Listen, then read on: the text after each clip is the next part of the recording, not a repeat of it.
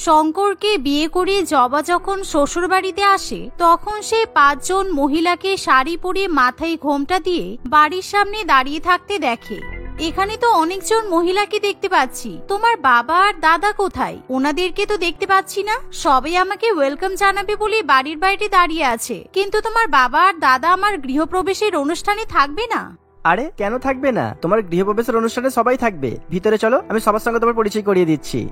এই বলে শঙ্কর তার নতুন বউ জবাকে বাড়ির মধ্যে নিয়ে যায়। বাড়ির মধ্যে প্রবেশ করা মাত্রই শঙ্কর আগে ভাগে বাড়ির মেন গেটে তালা দিয়ে দেয়। এবার শঙ্কর একে একে মাথায় ঘোমটা দেওয়া মহিলাদের সঙ্গে জবার পরিচয় করিয়ে দিতে শুরু করে। এটা আমার মা, আর ইনি আমার বাবা। বাবার পাশে আমার বৌদি, আর বৌদির পাশে আমার দাদা। শঙ্করের কথা শুনে জবা কিছুই বুঝে উঠতে পারে না। আরে তুমি কি আমার সঙ্গে মজা করছো? এই মহিলাগুলো তোমার দাদা কিংবা বাবা হতে যাবে কেন? সবে মাত্র এই বাড়িতে এলাম আর তুমি এখনই আমার সঙ্গে ইয়ার্কি মারতে শুরু করে দিলে। আরে না না, আমি আর কি করছি না, আমি সত্যি বলছি। আরে দাদা, বাবা, তোমরা সবাই মাথা থেকে ঘোমটা সরাও, তা না হলে জবা তোমাদেরকে চিনবে কিভাবে?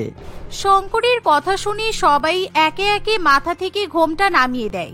এমন সময় জবা যখন তার শ্বশুরমশাই এবং ভাসুরকে শাড়ি পরে থাকতে দেখে তখন সে একেবারে আকাশ থেকে পড়ে। তার উপর জবার ভীষণই হাসি পায়। সে নিজের হাসি কিছুতেই চেপে রাখতে পারে না, তাই সে ভীষণই জোরে জোরে হাসতে শুরু করে। ক্ষমা করবেন, আসলে আমার ভীষণ হাসি পাচ্ছে। বাবা, দাদা, আপনারা এরকম মহিলাদের মতো শাড়ি পরে আছেন কেন? আমি তো এতক্ষণ ধরে আপনাদের চিনতেই পারিনি। তোমরা সবাই মিলে নিশ্চয়ই আমার সঙ্গে প্র্যাঙ্ক করছো, তাই না? আমি কিন্তু পুরুষ মানুষদের আগে কখনো শাড়ি পরতে দেখিনি, তাই আমার ভীষণ হাসি পাচ্ছে।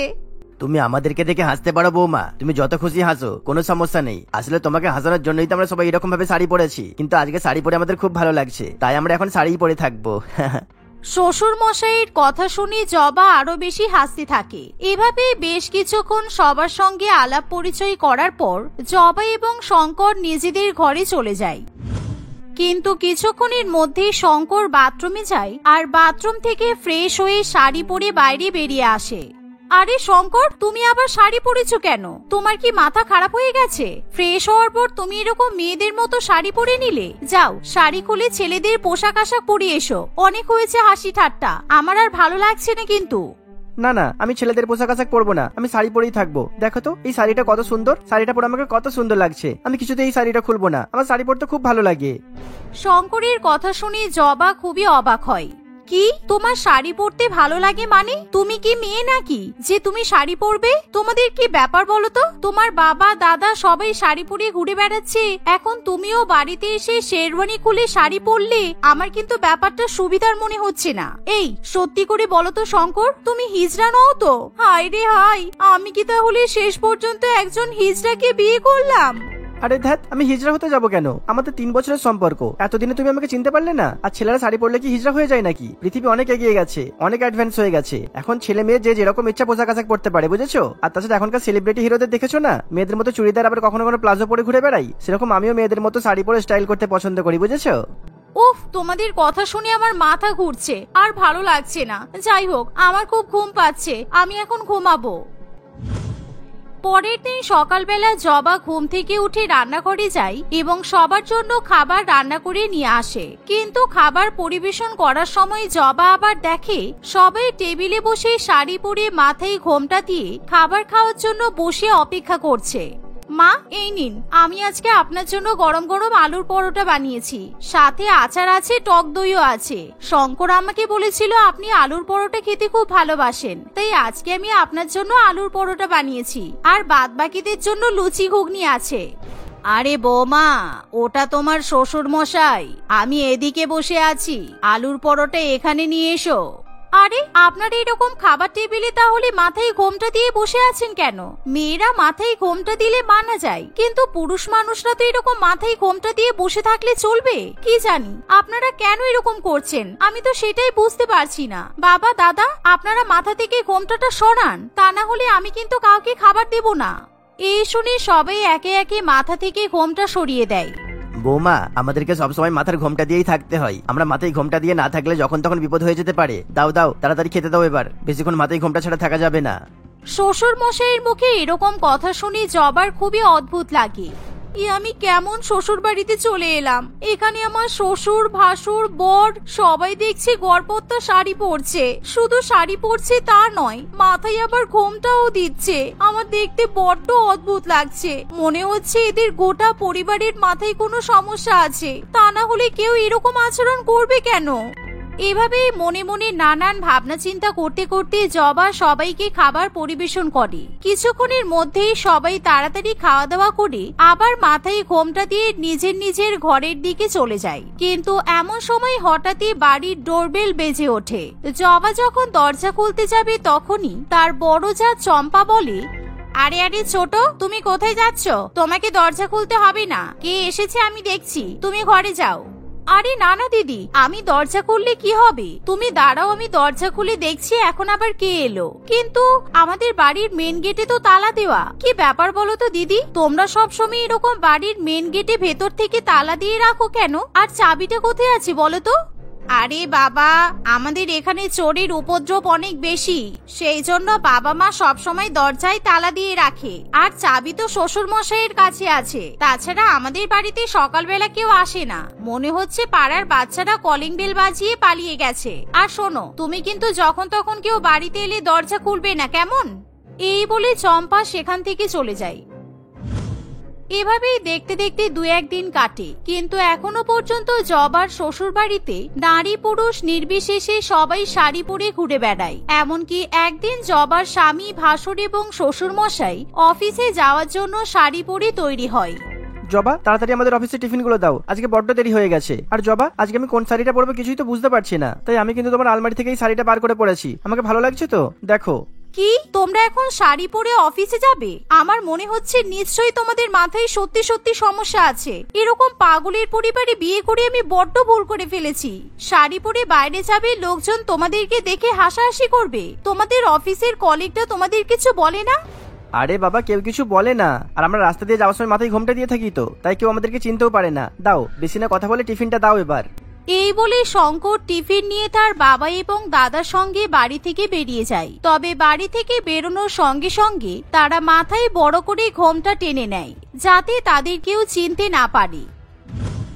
এভাবেই দেখতে দেখতে সময় অতিবাহিত হতে থাকে। কিন্তু হঠাৎই একদিন জবার বেশ কয়েকজন বান্ধবী জবার শ্বশুর বাড়িতে ঘুরতে আসে। আর তারাও যখন জবার গোটা পরিবারকে শাড়ি পরে থাকতে দেখে, তখন তারা ভীষণই অবাক হয়।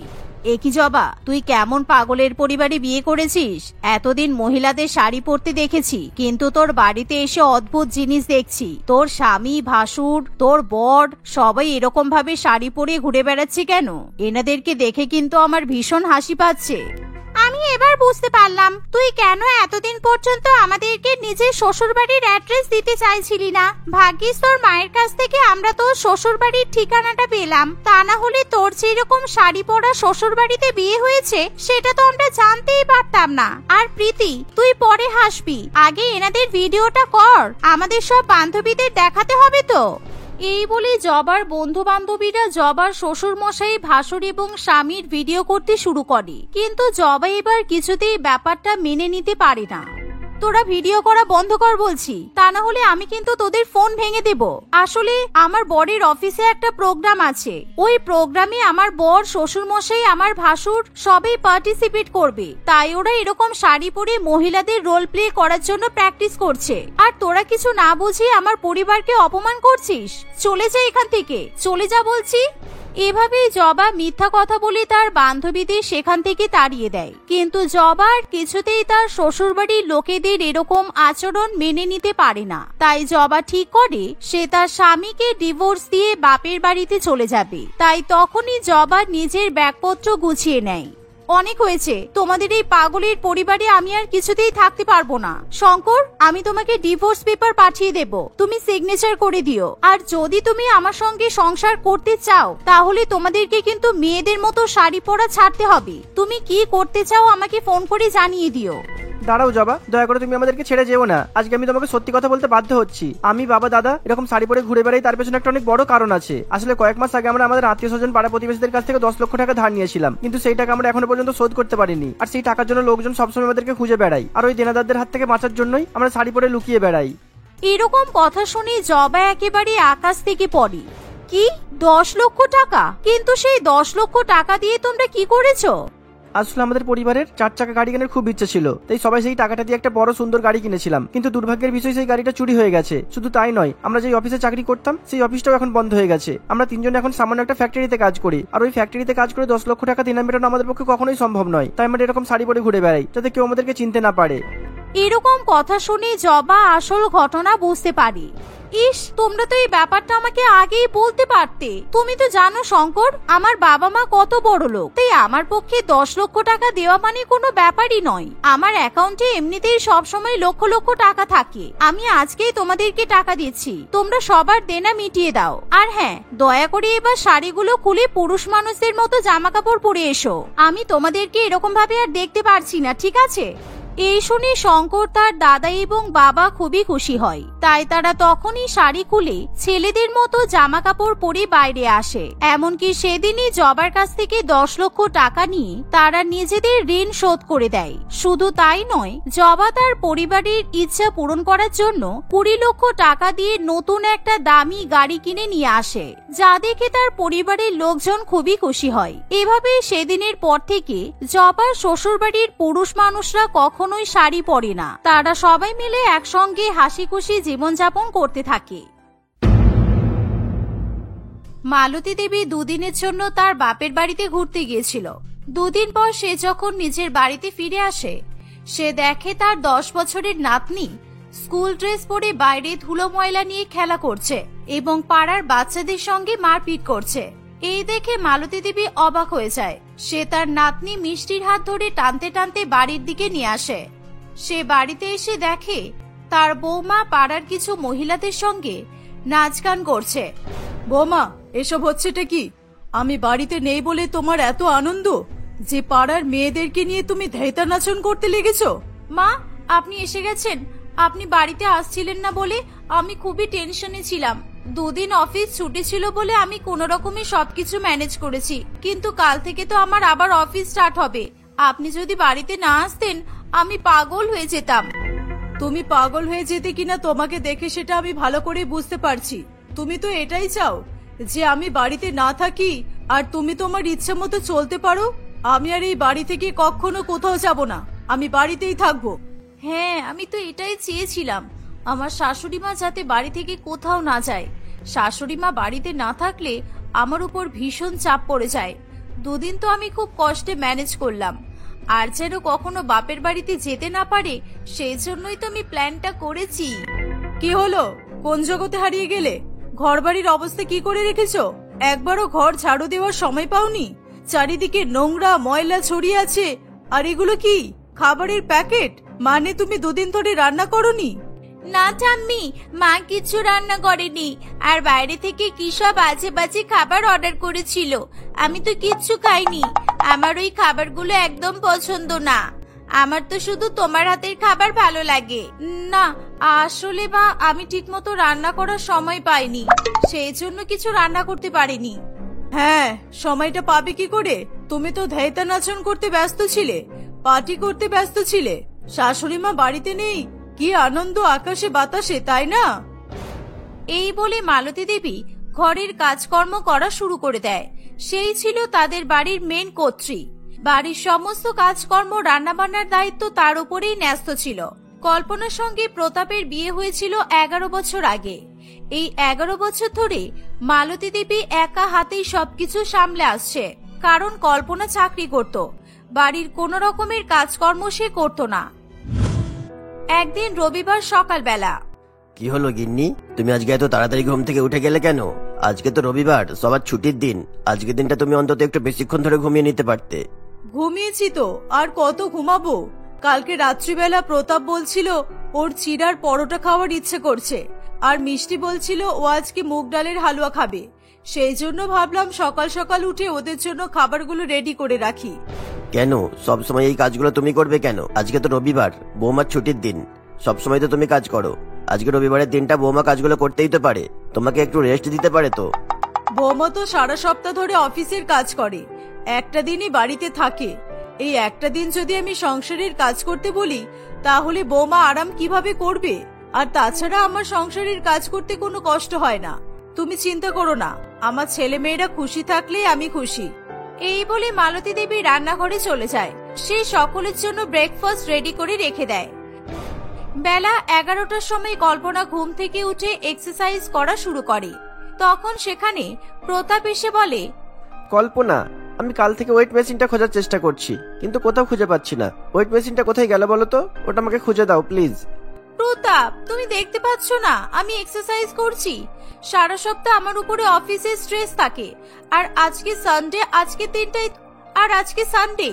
আজকের দিনটাই তো আমি নিজেকে নিয়ে ভাবতে পারি, নিজেকে সময় দিতে পারি, আর তুমি এসে আমাকে বিরক্ত করছো।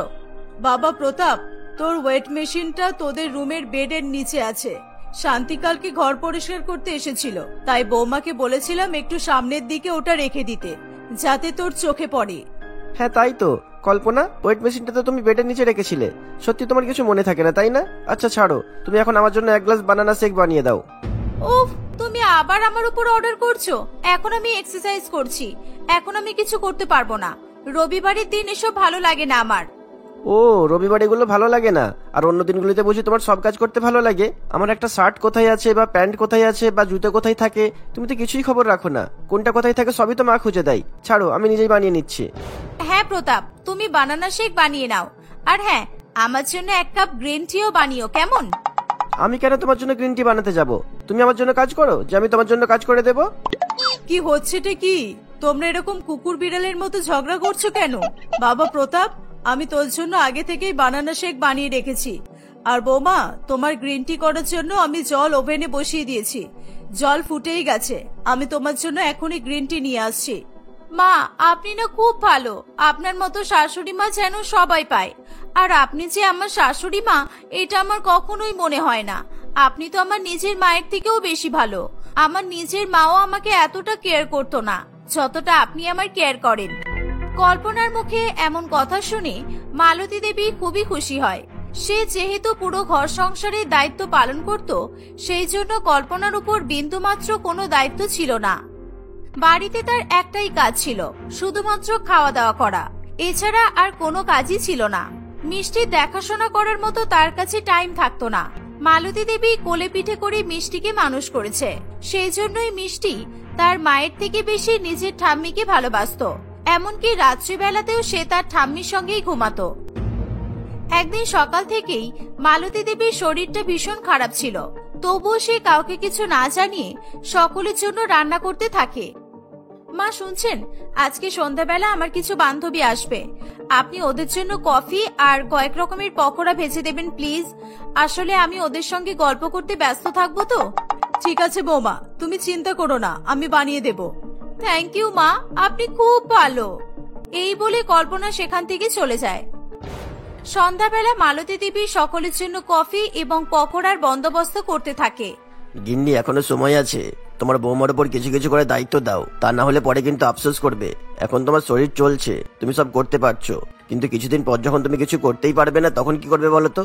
বৌমার তো ঘরের কাজ করার কোনো রকমই অভ্যাস নেই, তাই অভ্যাস করাও। তুমি ছাড়ো না, বৌমা তো এই বাড়ির মেয়ের মতোই। আমার মেয়ে যদি আমাকে কফি আর পকোড়া বানিয়ে দিতে বলতো, তাহলে কি আমি বানিয়ে দিতাম না? আচ্ছা সরো, আমি এগুলো দিয়ে আসি। এই বলে মালতী দেবী কফি এবং পকোড়াগুলো নিয়ে তার বৌমার ঘরের দিকে যায়। তারপর বল, সবার দিন কেমন কাটছে? আজকাল তো তোরা দুজনে খুব ব্যস্ত, ফোন করলে ফোনটাও ধরিস না। আর বলিস না, আমাদের বাড়ির কাজের মেয়েটার শরীর খারাপ, কদিন ধরেই কাজে আসছে না, সেই জন্য বাড়ির কাজ করতে করতে আমি পাগল হয়ে যাচ্ছি। আর আমার উপর তো দিনরাত আমার শাশুড়ি মায়ের অত্যাচার চলে। 24 ঘন্টা শুধু হুকুম চালাবে, বৌমা এটা করো, বৌমা ওটা করো। সত্যি তোদের কপালটা তো খুবই খারাপ। তোদের কাছে আমার মতো বোকা শাশুড়ি মা নেই। আমার শাশুড়ি মাটা বড্ড বোকা। আমি খুব চালাকি করে আমার শাশুড়ি মাকে হাতে করে রেখেছি। হাতে করে রেখেছিস বলতে কি করেছিস তুই? আরে কিছুই না, মিষ্টি মিষ্টি কথাই আমার শাশুড়ি মায়ের মন ভুলিয়ে রেখেছি। শুধু মিষ্টি মিষ্টি কথা বলো আর আমার শাশুড়ি মায়ের মন পুরোপুরি গলে যাবে। সেই সাথে আমার শাশুড়ি মাকে আমি এটাও বুঝিয়ে রেখেছি যে শাশুড়ি মা বাড়িতে না থাকলে আমি খুবই খুশি হই, আর আমি আমার ইচ্ছে মতো কাজ করি। সেই জন্য আমার শাশুড়ি মা বাড়ি থেকে কোথাও যাওয়ার নাম করে না, সারা বছর বাড়িতেই থাকে। কল্পনা এবং তার বন্ধুদের সব কথাই দরজার বাইরে থেকে মালতী দেবী শুনতে পায়, তার চোখে জল চলে আসে। কিন্তু তবুও সে কিছু প্রকাশ না করে সবাইকে কফি এবং পকোড়া পরিবেশন করে। তোরা একবার শুধু আমার শাশুড়ি মায়ের হাতের কফিটা খেয়ে দেখ। আমার শাশুড়ি মা দারুণ কফি বানায়, এরকম কফি কেউ বানাতে পারবে না। ঠিক আছে, আমি গেলাম। তোমাদের যদি আরো পকোড়া লাগে আমাকে বলবে। এই বলে মালতী দেবী নিজের ঘরে গিয়ে খুবই কান্নাকাটি করতে থাকে। সে কাঁদতে কাঁদতে তার স্বামীকে সব ঘটনা বলে। আমি জানতাম একদিন এইরকম হবে, সেই জন্যই আমি তোমাকে বারে বারে বোঝানোর চেষ্টা করতাম, কিন্তু তুমি আমার কোনো কথাই তো শোনোনি। বাড়ির কাজ করতে করতে কবে যে শাশুড়ি মা থেকে বাড়ির চাকর হয়ে গেছো সেটা তো বুঝতেই পারোনি। এবার আমি কি বলছি ভালো করে শোনো। পরের দিন সকালবেলা মালতী দেবী বড় বড় লাগেজ নিয়ে তার রুম থেকে বেরিয়ে আসে। এই দেখে কল্পনা এবং প্রতাপ খুবই অবাক হয়। তারা দুজনেই অফিসে যাবে বলে তৈরি হয়ে নিচে ব্রেকফাস্ট করতে নেমেছিল। মা, আপনি এই লাগেজগুলো নিয়ে কোথায় যাচ্ছেন? ও বুঝেছি, আপনি এই লাগেজগুলো নিশ্চয়ই পরিষ্কার করবেন, তাই তো? না বৌমা, তোমার শাশুড়ি মা 1 মাসের জন্য নিজের বাপের বাড়িতে যাচ্ছে। সবসময় বাড়ির কাজকর্ম করতেই থাকে। আমিই বললাম কিছুদিন বাপের বাড়িতে গিয়ে আরাম করে আসতে। কি বলছেনটা কি? 1 মাস? হ্যাঁ, 1 মাস। 1 মাসটা বড্ড কম হয়ে যাচ্ছে, তাই না? ঠিক আছে, আমি তাহলে 2-3 মাস থেকেই বাড়ি আসবো। আমি তো বাড়িতে না থাকলে বৌমা তোমার কোনো অসুবিধা হবে না। আমি জানি তুমি তোমার বন্ধুদের সঙ্গে ভালো মতো পার্টিও করতে পারবে। কল্পনা তার শাশুড়ি মাকে কিছুই বলতে পারে না। সে মনে মনে শুধু টেনশন করতে থাকে তার শাশুড়ি মা বাড়িতে না থাকলে তার অবস্থা খারাপ হয়ে যাবে। রমেশ বাবু মালতী দেবীকে নিয়ে বাড়ি থেকে বেরিয়ে পড়ে। কিছুক্ষণ পরেই সেখানে মিষ্টি আসে। মা, ঠাম্মি কোথায় গেছে বলো তো? ঠাম্মি আমাকে বলেছিল আজকে টিফিনে হলুদ পোলাও বানিয়ে দেবে। আমার হলুদ পোলাও কোথায়? ঠাম্মি, ঠাম্মি, আমার টিফিনটা দাও। এই চুপ কর, তোর ঠাম্মি বাড়িতে নেই। তোর ঠাম্মি 3 মাসের জন্য বাপের বাড়িতে চলে গেছে। প্রতাপ, আমি এবার কি করব? আমি তো কিছুই বুঝতে পারছি না। আমি অফিসের কাজ করব নাকি ঘর সামলাবো? ঘরের কত কাজ, আমি কিছুতেই এত কাজ একা একা করতে পারবো না। আমার মাথাটা খারাপ হয়ে যাচ্ছে, আমি এবার পাগল হয়ে যাব। কল্পনা এভাবেই কথা বলতে বলতে কাঁদতে শুরু করে। হঠাৎ করেই তাদের বাড়ির কলিং বেল বেজে ওঠে। তারা মনে করে রমেশবাবু হয়তো মালতী দেবীকে ট্রেনে তুলে দিয়ে বাড়িতে ফিরে এসেছে। কিন্তু কল্পনা দরজা খুলে তার শাশুড়ি মাকে শ্বশুর মশাইয়ের সঙ্গে দাঁড়িয়ে থাকতে দেখে অবাক হয়ে যায়। কি হলো মা, আপনি কি কিছু ভুলে গেছেন? না, তোমার শাশুড়ি মা কোথাও যাবে না, বাড়িতেই থাকবে। অনেক বুঝিয়ে আমি বাপের বাড়িতে পাঠাবো ভেবেছিলাম তোমাকে সাহায্য করার জন্য। শাশুড়ি মা বাড়িতে না থাকলে তোমার কি অবস্থা হয় সেটা দেখার খুব ইচ্ছা ছিল, কিন্তু তোমার শাশুড়ি মা কিছুতেই তোমাদেরকে ছেড়ে যেতে পারলো না। বাড়ি থেকে বেরিয়ে পর্যন্ত শুধু টেনশন করছিল। বৌমা অফিসে যাবে, ঘরের কাজ কি করবে, বা প্রতাপেরই কি হবে, খাওয়া দাওয়া কিভাবে করবে ওরা, এইসব টেনশন করতে করতেই ট্রেনে ওঠার আগে ফিরে এলো। রমেশবাবুর কথা শুনে কল্পনা তার ভুল বুঝতে পারে। সে মনে মনে উপলব্ধি করে তার শাশুড়ি মা তাকে কতটা ভালোবাসে, কিন্তু সে সবসময় তার শাশুড়ি মায়ের অপব্যবহার করেছে। সে হাত জোর করে তার শাশুড়ি মায়ের কাছে ক্ষমা চায়। আমাকে ক্ষমা করে দিন মা, আমি সত্যি আপনার সঙ্গে অন্যায় করেছি। আপনাকে ছাড়া আমি পুরোপুরি অচল। আমি কখনো আপনার দিকটা ভেবে দেখিনি, সবসময় নিজের কথাই ভেবেছি। এবার থেকে আমি কথা দিচ্ছি, আমি আপনার সাথে আপনাকে বাড়ির সব কাজে সাহায্য করব।